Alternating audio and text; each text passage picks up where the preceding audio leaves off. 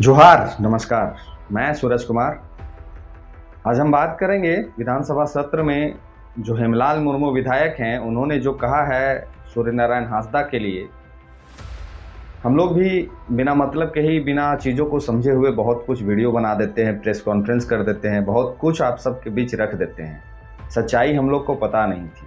सच्चाई हेमलाल मुर्मू जी ने बताया है, काहे कि संथाल से ही वो विधायक बन के आए हैं। उन्होंने विधानसभा सत्र के दौरान माननीय अध्यक्ष महोदय के सामने में वो सूर्या हांसदा जी के जीवन के वो हर केस का, कितना उन्होंने मर्डर किया है, कितना उन्होंने लोगों का जान लिया है, ये सारी चीज़ों पे वो बतौर सबूत प्रकाश डाल रहे थे, कांड संख्या, थाना संख्या, एफआईआर संख्या के साथ। तो ये संथाल से जो जीत के विधायक आए हैं हेमलाल मुर्मू जी, उनके ही कथनी के अनुसार कुछ बातें हम उनको कहेंगे जो उनको सुनना चाहिए। मेरे साथी उन तक बात को पहुंचा ही देंगे। संथाल के काफ़ी साथी हमारे सक्रिय हैं, तो वो पहुंचा दीजिएगा मेरे इस वीडियो को, उनको शायद कुछ दिमाग में आ जाए। ये वही व्यक्ति है जो सदन में अमर्यादित भाषा का प्रयोग किया था, जिसका पूरा विरोध हुआ था। इनको नहीं पता है कि सदन में महिलाएं भी बैठी हुई होती है, वो क्या कहे हैं वो भी सुनाएंगे। पहले हम आपसे एक निवेदन करना चाहेंगे कि जो साथी पहली बार चैनल को देख रहे हैं और जो साथी रेगुलर देखते हैं और चैनल को सब्सक्राइब नहीं करते हैं, वो सब्सक्राइब कर लीजिए। जो फेसबुक पेज पे देख रहे हैं, पेज को फॉलो कर लीजिएगा। और एक बात और, ज्वाइन के बटन पे क्लिक करना बिल्कुल भी मत भूलिएगा। आपका एक छोटा सहयोग हमें बहुत बड़ा योगदान मिलेगा। आपका छोटा सहयोग हमारे लिए बहुत बड़ा योगदान होगा। तो ज्वाइन जरूर कर लीजिएगा चैनल को। जो सक्षम योग्य साथी हैं, जो कर सकते हैं, वो ज्वाइन जरूर कर लीजिएगा। तो चलिए पहले हम कुछ कहें और कुछ बताएं आपको। सबसे पहले दो बयान सुनाएंगे हेमलाल मुर्मू जी का, जो ये कहे थे पहले, और ये जो पिछले दिन 2 दिन पहले जो सदन में इन्होंने बात कही है, ये दोनों बातों को पहले हम आपको सुनाते हैं, फिर हम आपसे बात करेंगे और बताएंगे इनके बारे में कुछ। पहले सुन लीजिए इनकी बातों को। महोदय, 26/12/3 को एक हत्या का केस उनके खिलाफ में दर्ज हुआ, जिसमें धारा 302, 448 आपको दे रहे भाई, आपको 15 मिनट समय दंड विधान संख्या 27 आर्म एक्ट के तहत महोदय उसमें आरोप पत्र भी दाखिल हुआ है।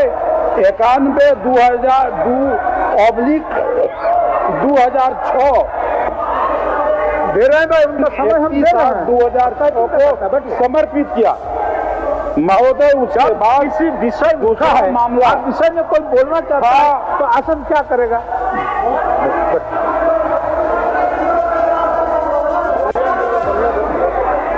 उसके बाद हम लोग का बुआरी जोर प्रखंड का, झारखंड मुक्ति मोर्चा का प्रखंड अध्यक्ष सुनील टुडू का हत्या, वो सीधे ललमटिया चौक में ब्रॉड डे लाइट दिन दहाड़े कर दिया जाता है सूर्या हांसदा के द्वारा। और उसके बाद उसमें आरोप पत्र 111/2007 में आरोप पत्र उनको उसके खिलाफ में समर्पित होता है। 31/12/2007 को वो आरोप पत्र दाखिल हुआ महोदय। उसके बाद 26/12/2006 को धारा 302, 120B, 64 भारतीय विधान 27 आर्म्स एक्ट, ये स्वर्गीय सुभाष चंद्र गुप्ता का मर्डर हुआ। अब हमें आप बताइए, ये सबसे पहले इस वीडियो में जो आपने सुना, इस वीडियो में उन्होंने सूर्य हांसदा के बारे में सारा बखान कर दिया। कांड संख्या, थाना संख्या, इतना मर्डर, इतना केस, इतना फलना ढकना, सब कुछ। मैंने जो वो कह रहे हैं पूरा सबूत है उनके पास, पुख्ता सबूत। यानी कि सूर्य हांसदा जो है एक कुख्यात अपराधी था, है, और उनके मर जाने के बाद भी वो रहेंगे। ये इनका कथनी है और करनी है। इनका एक और वीडियो है जो पहले सदन में इन्होंने क्या कहा था, वो भी पहले आप सुन लीजिए। आप अपने गाल को बजाना बंद कर दीजिए और चूतर में हल्दी लगा करके बावर्ची बनना भी बंद कर दीजिए। अब चूंकि इसको महोदय ये सरकार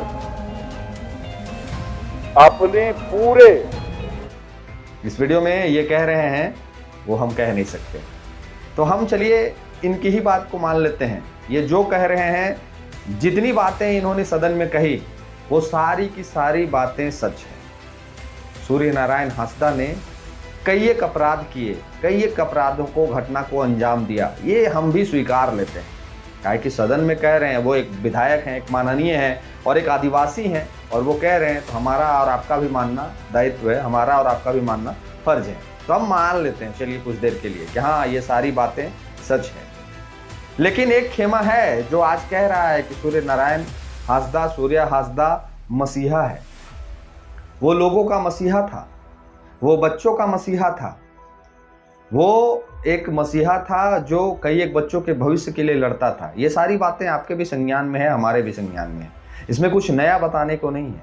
लेकिन हाँ एक बात आपको नया बताने को है, अगर वो दोषी हैं, अगर वो कुख्यात अपराधी हैं, हेमलाल मुर्मू जी एकदम सच सच कह रहे हैं, तो पहले हेमलाल मुर्मू जी को सरकार से ये मांग करनी चाहिए थी कि नहीं वो दोषी है, वो कुख्यात अपराधी है, हम सरकार से मांग करते हैं कि सीबीआई की जांच हो और ये जो सारा हम कांड संख्या आपको सौंप रहे हैं वो सारा 200% सत्य है। और सीबीआई की रिपोर्ट में जब ये रिपोर्ट बन के आएगी तो सरकार का सीना भी चौड़ा हो जाएगा। ऐसा मांग हेमलाल मुर्मू जी को करना चाहिए माननीय अध्यक्ष महोदय से, और सरकार को भी संज्ञान में डालना चाहिए कि ये जो आरोप लगा रहे हैं बीजेपी के नेता, ये जो आरोप लगा रहे हैं जेएलकेएम के नेता, ये जो आरोप लगा रहे हैं आदिवासी, ये सारा आरोप निराधार है। ये कब साबित होगा?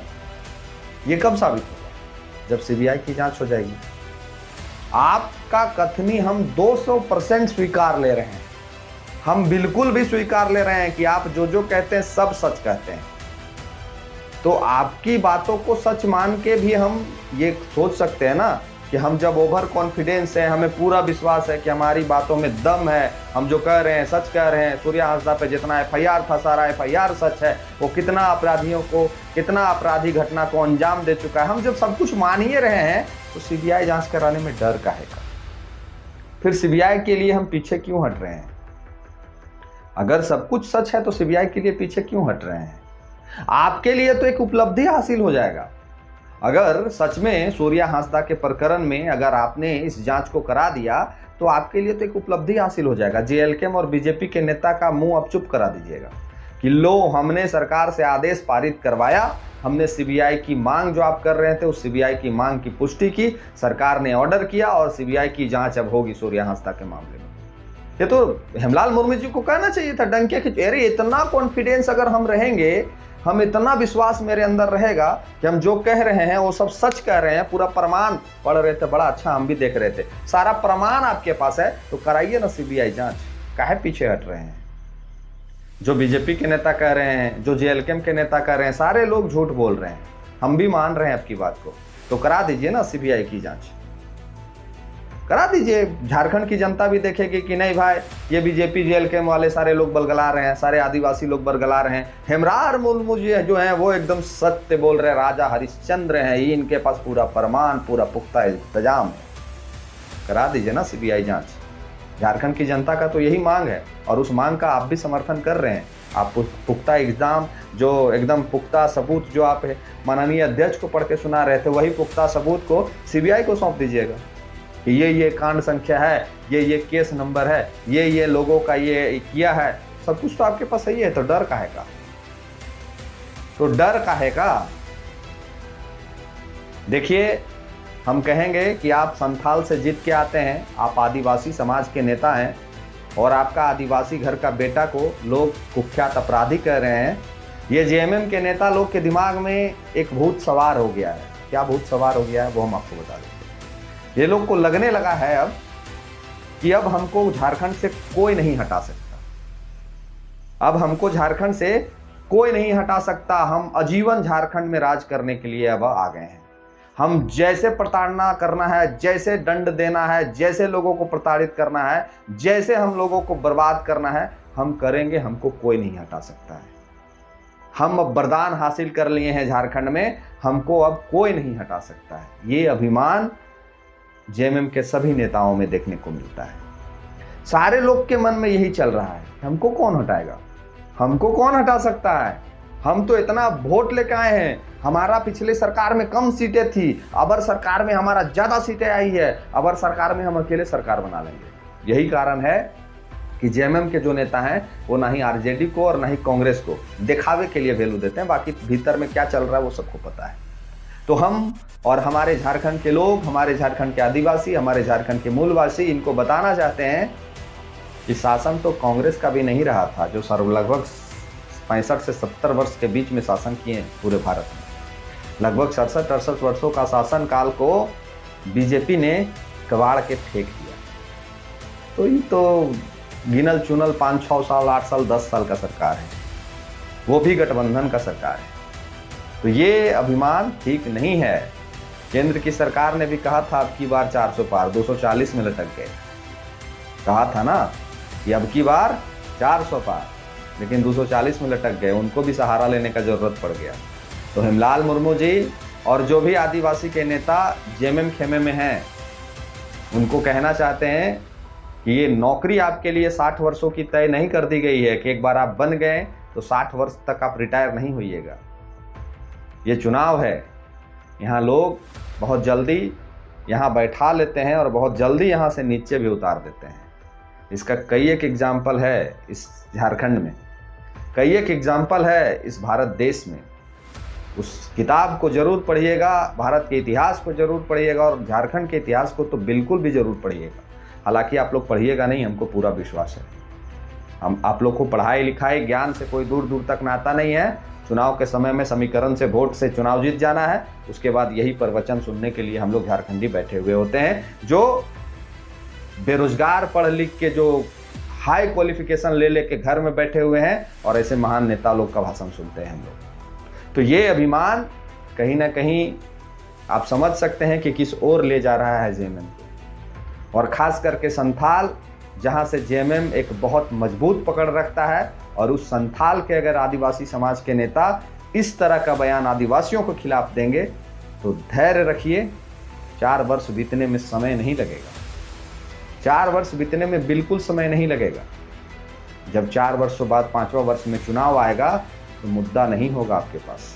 और इस बार मैया सम्मान भी आपको नहीं बचा पाएगी। इस बार मैया सम्मान भी नहीं बचा पाएगी। इसलिए नहीं बचा पाएगी कि जिस मैया को आप 2500 दे रहे हैं उस मैया का बेटा परेशान है नौकरी के। जिस मैया को आप 2500 दे रहे हैं ना, उसका बेटा लाठी और केस खा रहा है इस सरकार में। इस बार मैया सम्मान भी नहीं बचा पाएगा।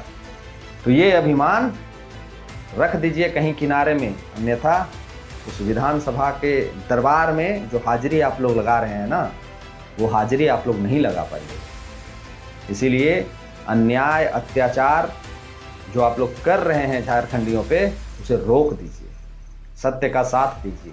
निश्चित तौर पे लोग नेता स्वीकारे हैं आप लोग को, आने वाले भविष्य में भी आपको नेता स्वीकारेंगे, लेकिन इस तरह से अगर करिएगा, ये झारखंड है और झारखंड में कई एक नेता ऐसे हैं जिनको आज बंद कमरों में बैठा दिया है झारखंड की जनता। यहाँ तक कि सुप्रीमो लोग को भी बैठना पड़ गया है बंद कमरों में। तो याद रखिएगा, ये बयान रिकॉर्ड करके रखेंगे हम लोग।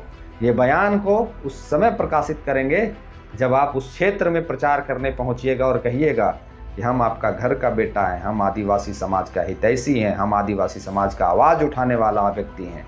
तब ये बयान को हम चलाएंगे अपने चैनल पर। याद रखिएगा इस बात को, याद रखिएगा। अभी जो जो कह रहे हैं वो सारा एविडेंस लॉक कर रहा है एक सिस्टम में, मरता नहीं है, वो सारा लॉक हो रहा है।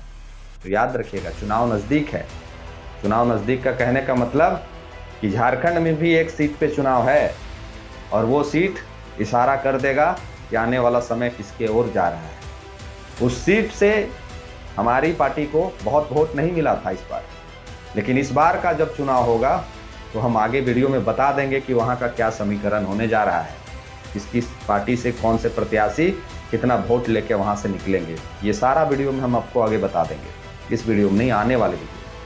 तो आपसे आग्रह निवेदन होगा, प्रार्थना होगा कि आप जिस तरह से सबूत को पेश किए हैं, मैं आपकी सारी बातों को मानता हूं, मैं सूर्या हांसदा के प्रकरण को आपके माध्यम से जो भी आपने कहा सबको स्वीकारता हूं और आपके माध्यम से मैं चाहूंगा कि जब सदन में कल आप बैठें तो आप सरकार से ये मांग करें कि सरकार सीबीआई की जांच कराए और ये मेरे सारे प्रमाण को सत्य घोषित कर दे।